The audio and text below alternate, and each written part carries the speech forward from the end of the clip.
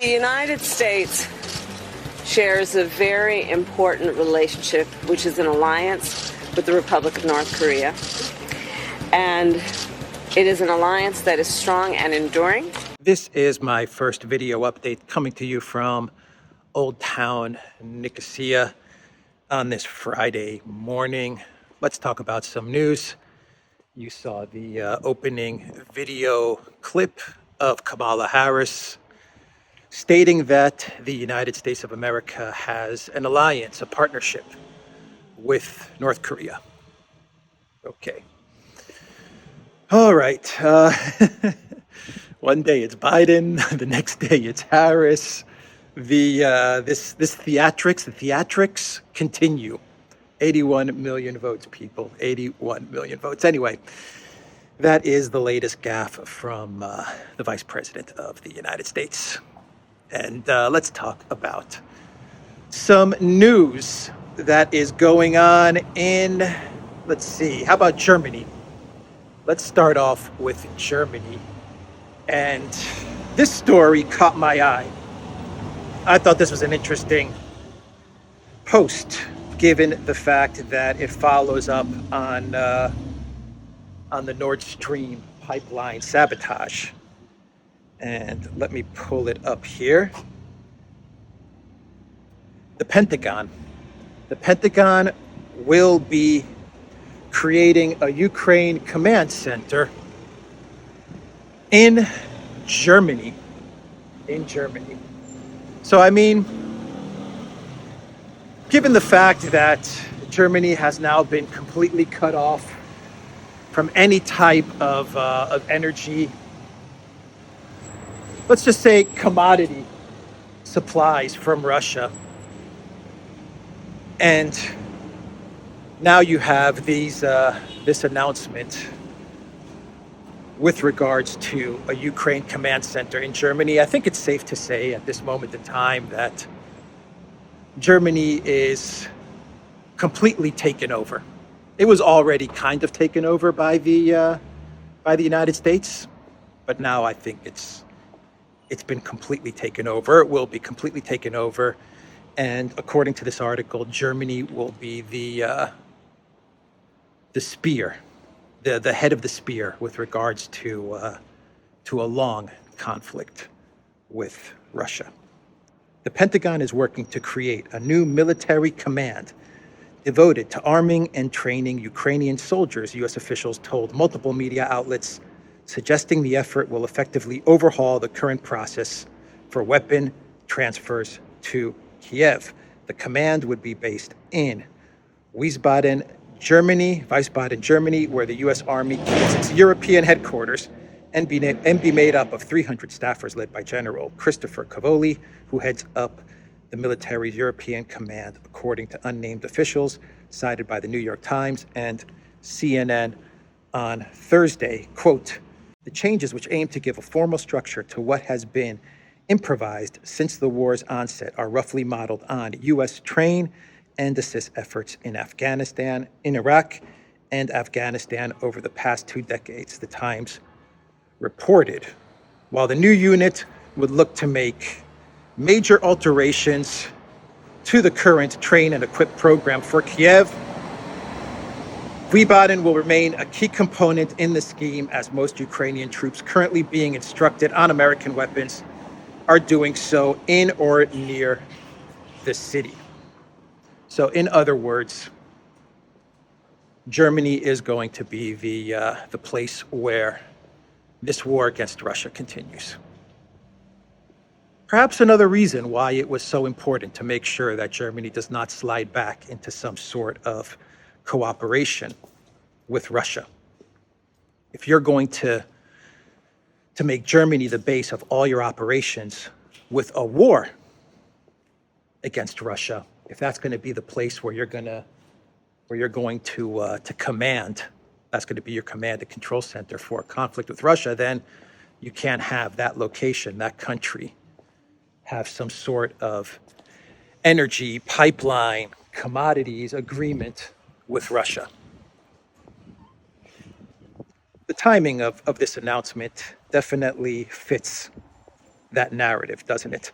The Pentagon, since we're on the subject of the Pentagon actually sounded off with regards to the Nord Stream pipeline sabotage.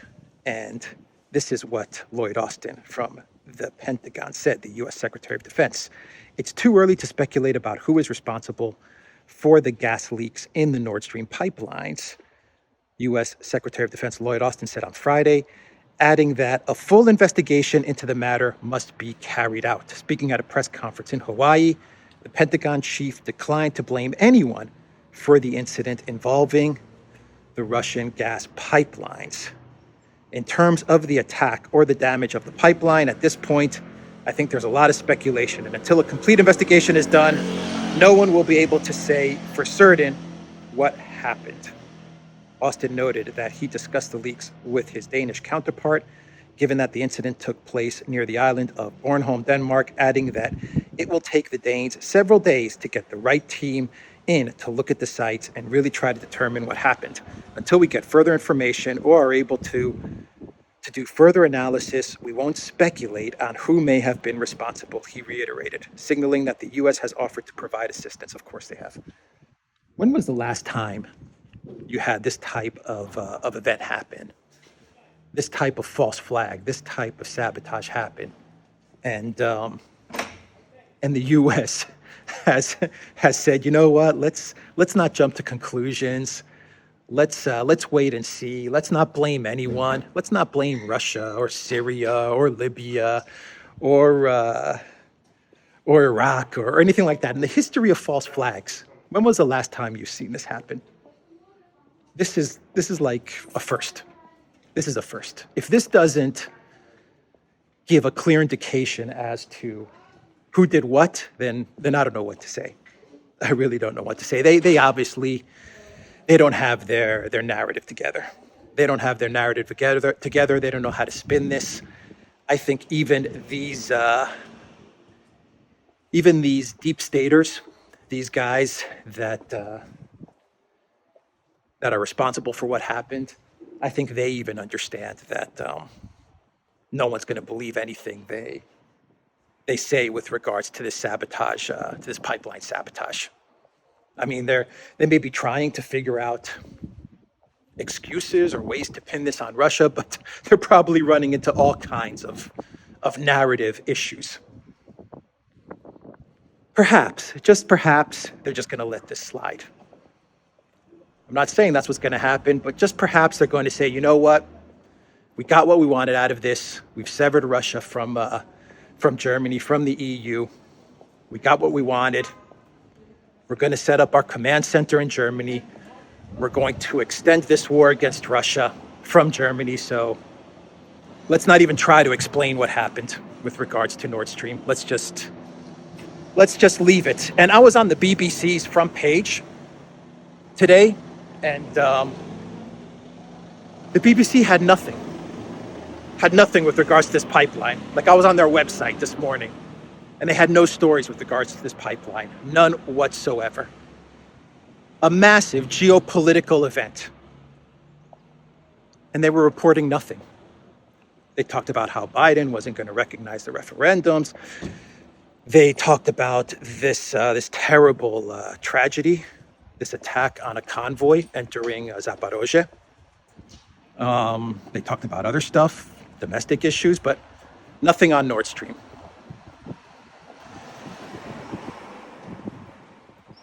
That, I think, says a lot. If the mainstream media is also, they've gotten the orders, don't touch this story just yet, because we simply can't spin it. I think that's what they're saying. That's what the deep state is telling everybody. They're saying, we can't spin this thing. No one's going to buy it. So that was the statement from the Pentagon. Now, let's get into this tragedy that has happened in Zaporozhye. Right now, 23, from what I read, 23 people have been killed, 28 injured, I believe, and we had a convoy of cars traveling from Ukraine to the Russian-controlled or the Russian-liberated, depending on which side you're looking at things, area of Zaporozhye. So they were moving from Ukraine to the Russian-controlled part of Zaporozhye, this car convoy, and a missile hit. And the casualty numbers are pretty horrendous, pretty bad. Now, the Russian side is saying this was a convoy of people moving from Ukraine to Russian-controlled or Russian-liberated areas in Zaporozhye. This was a Ukrainian missile. Okay, makes sense, doesn't it? I mean, people are moving from Ukraine to Zaporozhye. They're obviously moving to the Russian side. A missile hits them. Maybe it's an accident. Maybe it was deliberate. Who knows? We have to wait for an investigation. If there's going to actually be a real investigation, there won't. But who knows? Who knows what happened? I'm sure that we'll get photos of missile parts and all kinds of things like that. And the internet will try to put something together. But official investigations, we're not going to get anything there or anything that's agreed upon. So that's the narrative from the Russian side of things. From the collective West side of things, from the Ukrainian side of things, well, let me read you from The Guardian, because they're saying a Russian missile hit people moving into Russian territory. That is the narrative. A civilian convoy of cars, and this is coming from The Guardian, a civilian convoy of cars heading to pick up relatives trying to flee Russian-occupied territory was hit by Russian forces near the city of Zaporozhye, with initial reports of dozens of dead and injured. That casualty figure could not immediately be confirmed. Footage posted on social media showed a horrific scene with dead and injured lying on a road in the southeastern outskirts of the city. In one video taken from inside a nearby building, a woman can be heard sobbing, saying repeatedly that people are lying there. At least one crater was visible in other images that showed cars that had taken the full force of the blast. The attack on the convoy on Friday morning came amid a feared Russian escalation in its war in Ukraine, as the Russian President Vladimir Putin prepared to publicly sign an annexation order for 4 regions, which some fear will lead to an increase of attacks on Ukrainian cities. So the narrative from the collective West, from The Guardian, from the Ukraine, is that this was a car convoy moving from Ukraine to Zaporozhye that was going to enter Zaporozhye, pick up relatives, and then take them back to Ukraine. And so a Russian missile hit that convoy. Those are the two narratives. Will we ever know the truth? Nope. We will never know the truth, but that is what both sides are saying, and this is a horrific tragedy. 23 dead, and I imagine we're going to get a lot more casualties. But anyway, no further comments. Those are the stories from both sides with regards to this attack. You can decide what exactly happened here. Let's see. How about we talk about TurkStream and wrap this video up, since we're talking about pipelines. 2 pipelines are now feeding into Europe. Ukraine, the Ukraine transit, and TurkStream from Turkey, Black Sea into Europe. We are now getting reports that TurkStream may be somehow targeted in some sort of way. And let me pull up this story, because this is a really interesting development with regards to TurkStream. And I have heard reports that Turkish intelligence, they're really beefing things up in preparation for some sort of sabotage. Key Russian Black Sea gas pipeline under threat, according to U.S. state media. If the TurkStream natural gas pipeline is damaged, its operator won't be able to mount repairs damage because the Dutch government has revoked a key license due to EU sanctions against Russia, U.S. state-run RFERL alleged on Thursday, Radio Free Europe. The outlet claimed to have obtained a letter from Oleg Aksyutin, CEO of South Stream Transport BV, informing the company's managers to stop all work and cancel contracts with Western suppliers. The letter is reportedly dated September 14th and says that the Netherlands, where the company is registered, had canceled its operating license effective September 17th. South Stream Transport operates TurkStream, a pipeline finalized in 2020, which runs under the Black Sea to Turkey and then to Serbia and Hungary. It has an annual capacity of 33 billion cubic meters of gas. And according to Reuters, South Stream confirmed on Thursday that the license has been revoked, but said it had requested a resumption and will continue gas transportation. The suspension affects all contracts related to the technical support of the gas pipeline, including design, manufacture, assembly, testing, repair, maintenance, and training, according to RFERL. While there are no reports about the interruptions in the TurkStream supply, RFERL noted that much of the pipeline is at a depth of 3 kilometers and needs to be constantly monitored for damage due to seismic activity. Seismic activity, constantly monitored pipeline, TurkStream, and that is the pipeline that feeds into Serbia and Hungary. 33 BCMs. Nord Stream 1 was 55, and Nord Stream 2 is going to be another 55.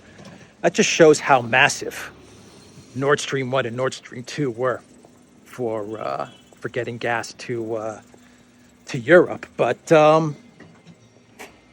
once again, we're seeing EU sanctions in much the same way as the turbine, perhaps being utilized to disrupt delivery to Europe, gas delivery to Europe.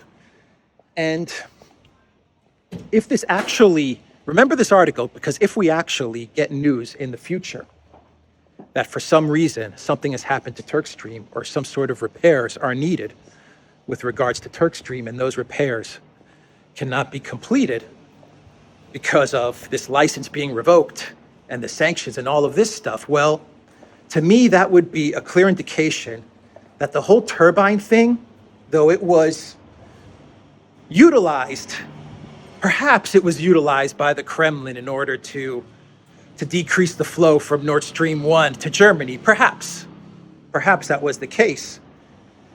To me, this would be an indication that the real fault of the turbines not being repaired, and the real reason why to this day we have not had a resolution, and now it's kind of meaningless anyway, given what happened to Nord Stream 1, but the reason why we never got a resolution to the turbines was because the collective West, Canada, did not want to resolve the issue with the turbines.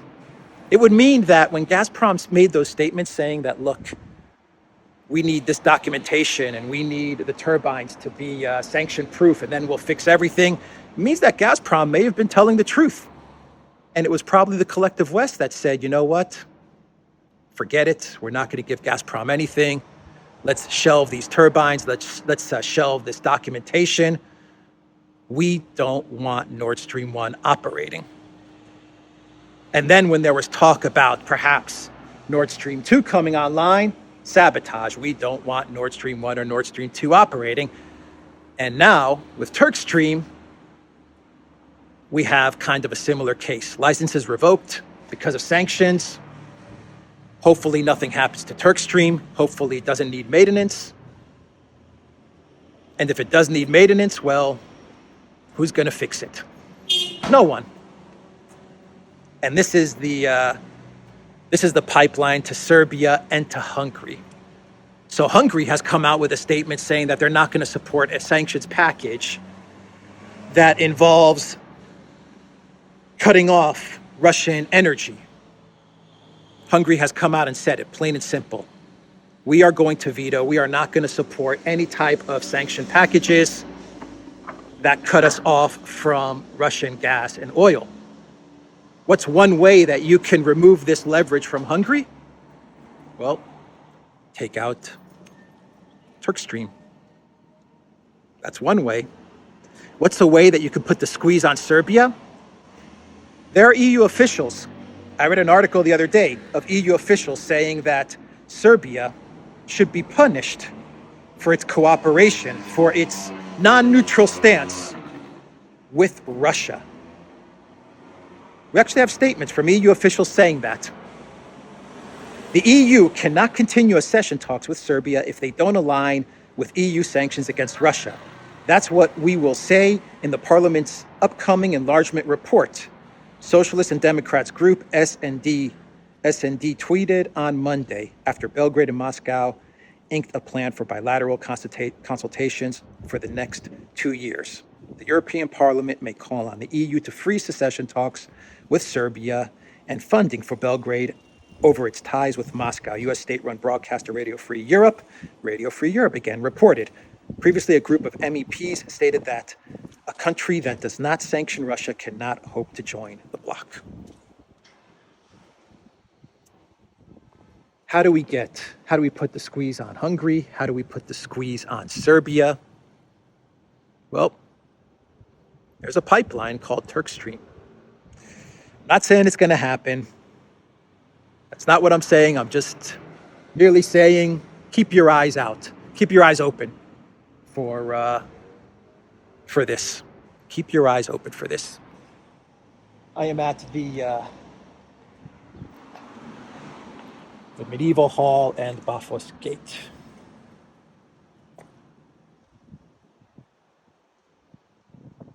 So, yeah, let's do a clown world. Europe is under attack. Europe is under attack, plain and simple. Germany is completely now under the control of NATO and the U.S. military.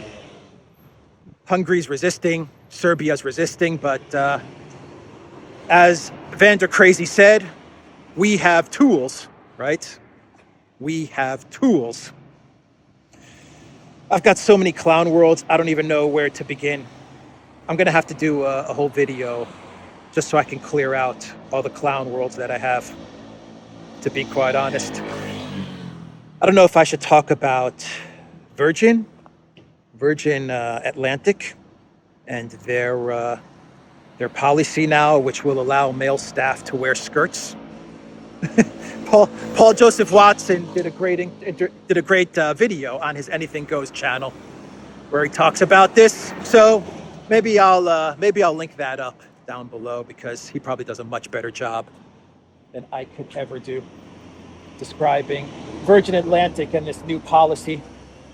How about MSN? How about MSN reporting? This was sent to me by Robert Barnes.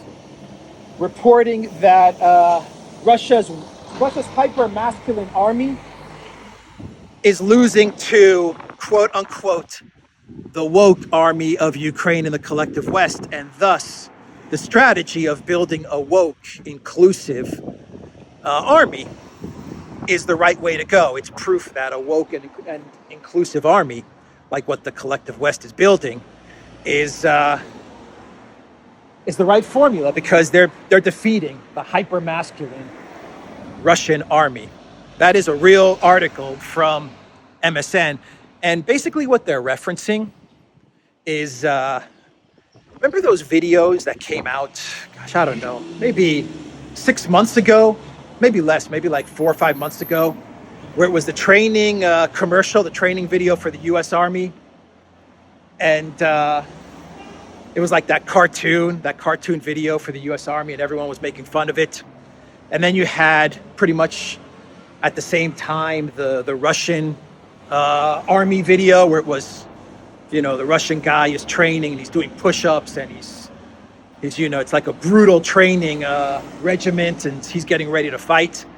And everyone was comparing both videos. Well, that's what this article is referencing. And basically the point that they're making is that, you see, you guys were making fun of our quote unquote woke inclusive military, and you were praising the hyper-masculine Russian military. Well, in Ukraine, we have proof now that a woke military can easily defeat a hyper-masculine military. And what they can do to defeat this hyper-masculine military is they can use strategy and smarts and outwit the dumb hyper-masculine, the dumb toxic masculine military.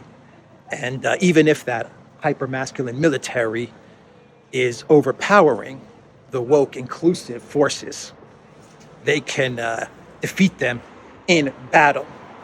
Let me see if I can pull out just one excerpt from this MSN article. I'll link it down below.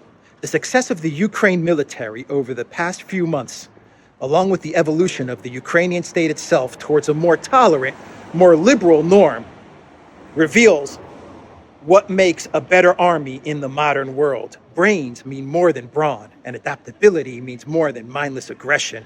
Openness to new ideas and new equipment, along with the ability to learn quickly, is far more important than a simple desire to kill. That's my cloud world. I'm going to end the video there. I'm melting. I am melting here in Cyprus. I cannot wait for winter. I really just cannot wait for winter.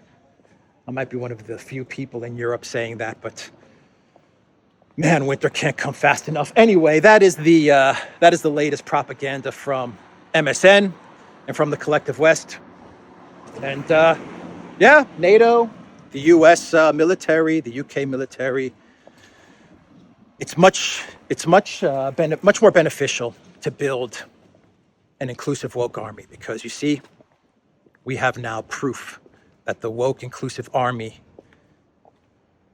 can defeat the strong hyper-masculine, toxic masculine army of Russia. We have proof now. So the strategy that the collective West is taking in building their military is 100% correct, right?